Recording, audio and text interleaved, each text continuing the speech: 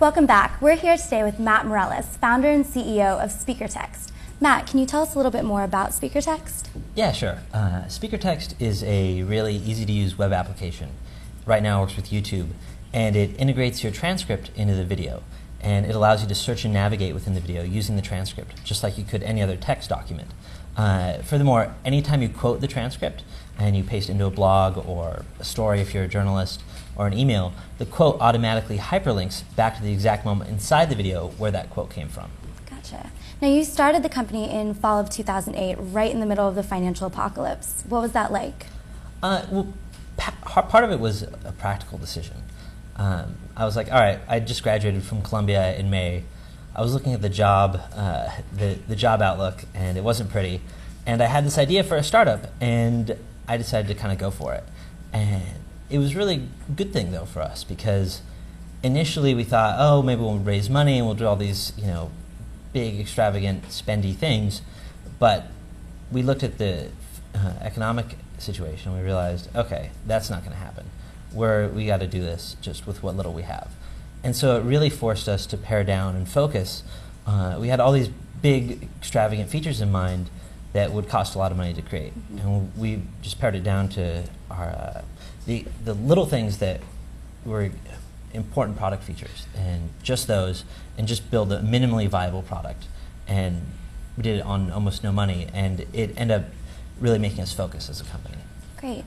So are there any specific ways that you had to innovate, or any tricks that you used in order to get your product off the ground right away? So one thing was hiring engineers. Initially, it was just me and my co-founder. He was an engineer that I knew from college. I talked him into doing this with me, and we had an opportunity to go to a job fair at the Columbia. It was the engineering job fair in the fall, and we went and we got all these amazing resumes and all these people we wanted to hire, but we didn't have any money to hire them. But we talked to them, and we said, well, what's something we can offer them that they might actually want? And we decided, well, iPhones. They're in college, they probably don't have the money to afford it.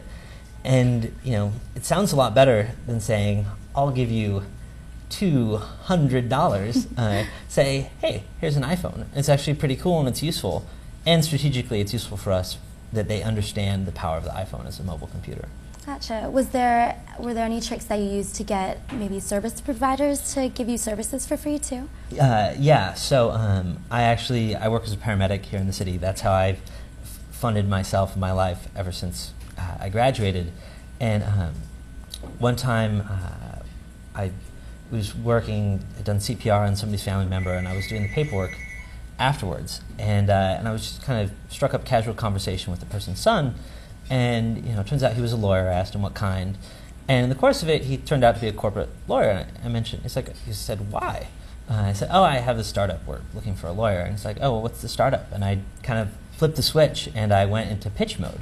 And he was impressed. He gave me his number, and then a month and a half later, out of the blue, he called me and said that his firm, which happened to be a major international law firm with 1,100 lawyers and 17 offices worldwide, would take us on as pro bono clients.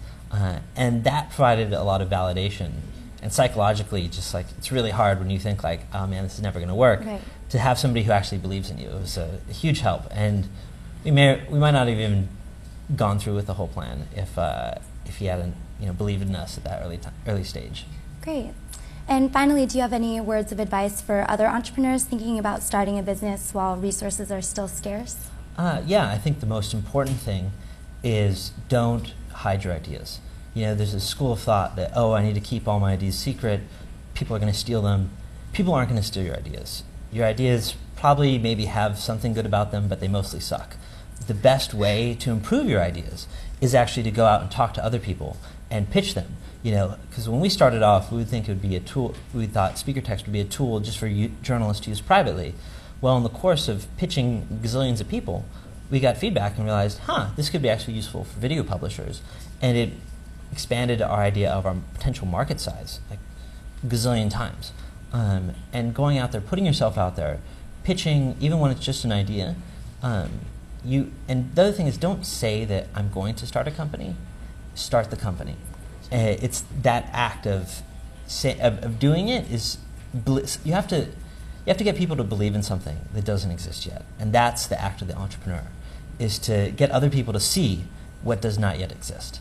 And to do that, you have to see it in your mind first. And if you do that and you're good, people will actually follow you. Great. Well, thank you so much.